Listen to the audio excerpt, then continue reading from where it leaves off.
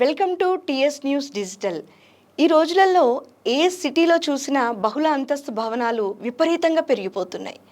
So ఇలాంటి బహుళ అంతస్తు భవనాల్ని మనం నిర్మించడం వల్ల ప్రకృతికి ఎలాంటి నష్టం వాటిల్లుతుంది, బయోడైవర్సిటీ అంటే ఏంటి అసలు, ఇవన్నీ మనకు వివరించడానికి ఈరోజు మనతో పాటు ఉన్నారు retired IAS officer and EPTRA consultant T Vijay Kumar IAS sir గారు. ఈరోజు సార్ని అడిగి మనము దీనికి సంబంధించిన మరిన్ని వివరాలు మనం తెలుసుకుందాము. నమస్కారం సార్. నమస్తే అమ్మా. సార్, ఎక్కడ చూసినా మనకి బహుళ అంతస్తు భవనాల్ని మనం చూస్తున్నాము. అవును సార్. సో దీని ప్రభావము పర్యావరణం మీద ఎలా ఉండబోతుంది అంటున్నారు? బ్రాడ్గా చెప్పాలంటే 2-3 ప్రాబ్లమ్స్ వస్తాయి మనకి. ఒకటి క్లైమేట్ చేంజ్, వాతావరణంలో పెను మార్పులు సంభవించి వాటర్ సైకిల్ కానివ్వండి, టెంపరేచర్ క్లైమేట్ వెదర్ సైకిల్ కానివ్వండి మారటం అనేది మనం చూస్తున్నాం. వర్షం వస్తే 3-4 రోజుల్లోనే నదులు పొంగిపోతాయి. మన చిన్నప్పుడు అలా ఉండేది కాదు. ఒక 10 రోజుల్లో 15 రోజుల్లో కంటిన్యూ వర్షాలు ఉంటేనే వరదలు వచ్చేవి. ఇప్పుడు 2-3 రోజులకు వస్తున్నాయి వరదలు. ఇదొక మార్పు ఉంటుంది. రెండో మార్పు ఏముంటుందంటే గ్లోబల్ వార్మింగ్, టెంపరేచర్స్ పెరుగుతాయి చాలా. అర్బన్ ఏరియాస్లో ఇంకెక్కువ పెరుగుతాయి. అర్బన్ హీట్ ఐలాండ్ ఎఫెక్ట్ అంటారు. ఎందుకంటే మనం వాడే ఎనర్జీలో ఒక 7-8% హెచ్విఏసి, ఏసీలు పెట్టుకోవడం కోసమో లేకపోతే చలి ప్రదేశాల్లో హీటింగ్ కోసమో వాడుతున్నారు. కాబట్టి ఈ అర్బనైజేషన్ వల్ల ఈ గ్లోబల్ వార్మింగ్ కూడా పెరిగే అవకాశం ఉంటుంది. మూడో ఎఫెక్ట్, ఇది చాలా ప్రాముఖ్యమైన ఎఫెక్ట్. దీన్ని ఎవరు ఎక్కువగా పట్టించుకోవట్లేదు, కానీ ఇది చాలా సీరియస్. దీన్ని పట్టించుకోవాల్సిన అవసరం ఉంది. ఏంటంటే ఈ అర్బనైజేషన్ ట్రెండ్స్ వల్ల జీవ వైవిధ్యం, బయోడైవర్సిటీ అనేది దెబ్బతింటుంది. బయోడైవర్సిటీ దెబ్బతినడం వల్ల what is the big deal అని అనుకోవచ్చు మనం. కానీ బయోడైవర్సిటీ అనేది మానవ మనుగడకి చాలా ఇంపార్టెంట్. అసలు బయోడైవర్సిటీ అంటే ఏంటి సార్? అందరికీ అర్థమయ్యేటట్టుగా ఒక స్మాల్ ఎగ్జాంపుల్ తీసుకొని మనం చెప్పుకోవచ్చు. మా చిన్నప్పుడు మేము పెరిగిన ప్రదేశాల్లో పిచ్చుకలు ఉండేవి. మీరు ఎప్పుడైనా చూసారా పిచ్చుకల్ని? మా చిన్నప్పుడు చూసాం సార్. మేము కూడా ఇప్పుడు సిటీలో కానీ ఎక్కడైనా పిచ్చుకలు చాలా తగ్గిపోయాయి, కనిపించట్లేదు. హైదరాబాద్లో పిచ్చుకలను చూడటం చాలా కష్టమైంది, చాలా కష్టం. March 20 ఆ రోజున ఇంటర్నేషనల్ స్పారో డే అని ఒక డే పెట్టారు. ఆ రోజున పెద్దవాళ్ళంతా కూడా పోస్టర్లు రిలీజ్ చేసి ఇంటర్నేషనల్ స్పారో డే, దీన్ని పిచ్చుకలను కాపాడాలి, బయోడైవర్సిటీ కాపాడాలి అని చెప్పేసి ఆ ఒక్కరోజుకే చేస్తారు. కానీ ఈ పిచ్చుకలు ఎందుకు కనపడటం లేదు ఈ రోజుల్లో, ఎందుకు అంతరించిపోయాయి అనేది ఒకసారి మనం చూసినట్లయితే, ఈ బహుళంతస్తుల భవన నిర్మాణాలు, ఈ మోడర్న్ బిల్డింగ్ స్టైల్ వచ్చిన తర్వాత ఇవి పిచ్చుక మీద ఒక బ్రహ్మాస్త్రం వేసాయని చెప్పుకోవచ్చు మనం. పిచ్చుకలు అంతరించిపోతే మనకేంటి అని అనుకునే ప్రజలు కూడా ఉంటారు. అవును సార్, చాలా మంది ఈ చిన్న చిన్న ఈ బర్డ్స్ వల్ల మనకు వచ్చే నష్టం ఏంటి, అవి ఉన్నా లేకపోయినా మనకి ఏంటి అనుకుంటారు. అయితే ఒక స్మాల్ ఎగ్జాంపుల్ చెప్తాను. 1958లో చైనా ప్రీమియర్ మావో జెడాంగ్ అని ఉన్నాడు. మావో 1958లో ఎవరో చెప్పారు ఆయనకి, ఏంటంటే ఒక పిచ్చుక సంవత్సరంలో 4 కేజీల బియ్యం తింటుంది.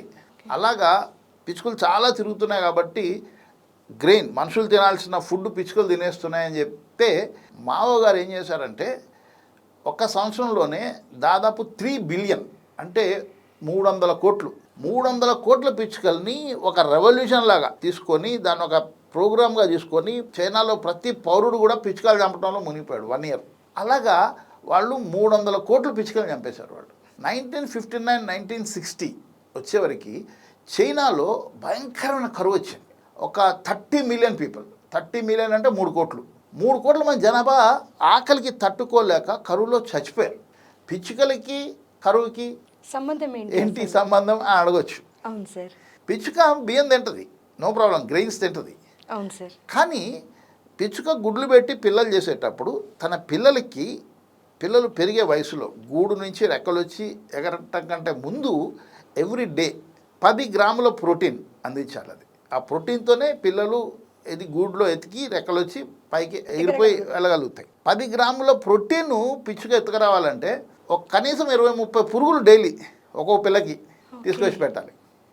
అంటే 300 కోట్ల పిచ్చుకలు చైనాలో ఎన్ని పురుగుల్ని చంపుంటాయి? చాలా పురుగుల్ని చంపుంటాయి. సో పంటల్ని ఆశించే క్రిమికీటకాదుల్ని పిచ్చుకలు తీసుకొచ్చి పిల్లల పోషణ కోసం అందించడం వలన పంట రక్షించబడింది. అది ఆ పిచ్చుకలు చచ్చిపోవడం వలన క్రిమికీటకాదులు వచ్చేసి పంటలు తినేయడం వలన చైనాలో కరువు వచ్చింది. మావగారు చేసిన తప్పే మనం కూడా చేస్తున్నాం ఈ రోజుల్లో. ఎందుకంటే ఆయన ఒక సంవత్సరంలో అన్ని చంపాడు. కానీ మన ఈ కన్స్ట్రక్షన్ విధానం వల్ల, ఈ హై రైజ్ ట్రెండ్స్ వలన, దీని వలన మావగారు చేసిన మిస్టేకే మనం చేస్తున్నాం. ఈ రోజుల్లో మన స్కూల్ పిల్లలకి, మన చిల్డ్రన్కి పిచ్చుకలు అంటే ఏదో ఒక డ్రాయింగ్ బుక్లోనో లేకపోతే ఒక టీవీ ప్రోగ్రాంలోనో చూపించాల్సిన పరిస్థితి వచ్చింది. కానీ ఏ స్కూల్ గోయింగ్ చిల్డ్రన్ కూడా మీరు అడిగి చూడండి, పిచ్చుకను చూసారా నువ్వు అంటే పిచ్చుక అంటే ఏంటి అంటాడు. చాలా మందికి తెలియదు సార్ అసలు పిచ్చుకలు అంటే ఏంటి, మన ప్రకృతిలో ఏమేమి ఉంటే మనం కూడా ఈజీగా లైఫ్ గెటన్ కాగలుగుతాం, మనుగడ సాగించగలుగుతాము అన్నది ఎవరికి అవగాహన లేదు సార్. చాలా చాలా మంచి విషయాల్ని మీరు చెప్తున్నారు. పిచ్చుక అనేది ఇట్స్ అ డొమెస్టికేటెడ్ బర్డ్. అది ఎక్కడో అడవిలో గూళ్ళు పెట్టుకుంటాయి, అడవిలో కూడా గూళ్ళు పెట్టుకుంటాయి. కానీ ఎక్కువ మనుషులు ఉండే దగ్గర ఇళ్లలో గూళ్ళు పెట్టుకొని అక్కడ నివసించడానికి అవి ఇష్టపడతాయి. డొమెస్టికేటెడ్. దాని పేరు కూడా డొమెస్టికా అని ఉంటుంది ఎండ్లో, ఆ పక్షి పేరు కూడా. అంటే డొమెస్టికేటెడ్ బర్డ్ అది. కానీ అది ఏం చేస్తుందంటే పొలాల్లోకి వెళ్ళి పురుగుల్ని, పంటల్ని నాశనం చేసే పురుగుల్ని తీసుకొచ్చి అది పిల్లలకి పెడుతుంది. దానివలన పెస్టిసైడ్స్ అనేవి వాటి ఉపయోగం తగ్గుతుంది. ఈ రోజుల్లో మనం పిచ్చుకలు అంతరించిపోయేలా చేసుకున్నాం, పెస్టిసైడ్స్ వేసిన ఫుడ్ తింటున్నాం. అవును సార్. ఈ పెస్టిసైడ్స్ వల్ల మీకు పంజాబ్లో ఓ ట్రైన్ ఉంది, పంజాబ్ నుంచి రాజస్థాన్ వెళ్తుంది ఢిల్లీ. ఆ ట్రైన్ పేరే క్యాన్సర్ ట్రైన్. క్యాన్సర్ ట్రైన్ అంటే ఎంతగా పెస్టిసైడ్ వాడకం పెరిగిపోయింది, పురుగు మందుల వాడకం పెరిగిపోయిందంటే మనుషులకి, మన చిన్నప్పుడు క్యాన్సర్కి ఒక పేరు ఉండేది రాచపుండు అని. ఎవరో రాజులకు వచ్చేది, అది సామాన్య మానవులకు వచ్చేది కాదు క్యాన్సర్. కానీ ఈ రోజుల్లో డైలీ ట్రైన్ ఒక క్యాన్సర్ ట్రైన్ అని చెప్పేసి పంజాబ్ నుంచి బాటిండా నుంచి రాజస్థాన్లో ప్లేస్కి వెళ్తుంది డైలీ ట్రైన్. క్యాన్సర్ పేషెంట్లను తీసుకొని వెళ్తుంది. అక్కడ రాజస్థాన్లో దగ్గర ఫ్రీ క్యాన్సర్ హాస్పిటల్ ఉంది, అక్కడికి క్యాన్సర్ పేషెంట్లను మోసుకొని వెళ్తుంది.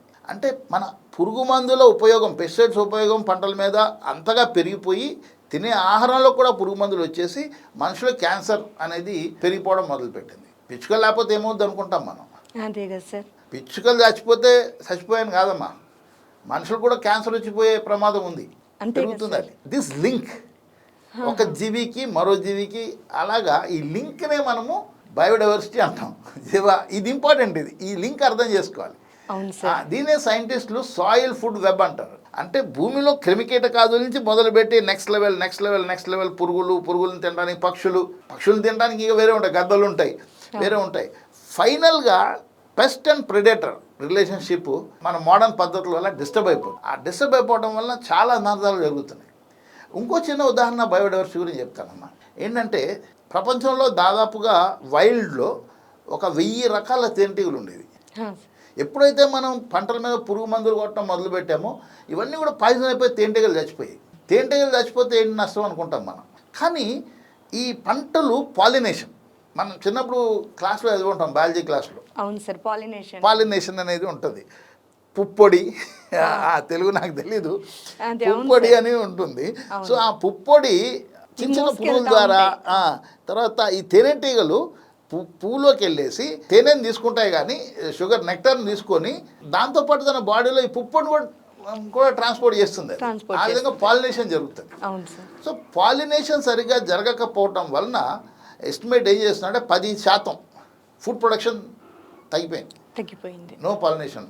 అయితే ఇప్పుడు అమెరికాలో మనం చూసినట్లయితే mid west states, Idaho, Montana, Ohio, ఇట్లాంటి స్టేట్స్లో ఎక్కడైతే పంటలు పండుతున్నాయో మెయిన్గా అక్కడ పాలినేషన్ యాజ్ అ సర్వీస్, అంటే ఈ బీస్ని, హనీ బీస్ని, తేనెటీగల్ని పెంచి అక్కడ తీసుకెళ్ళి బాక్సులు పెట్టి పాలినేషన్ జరిగించడానికి డబ్బులు తీసుకుంటున్నారు.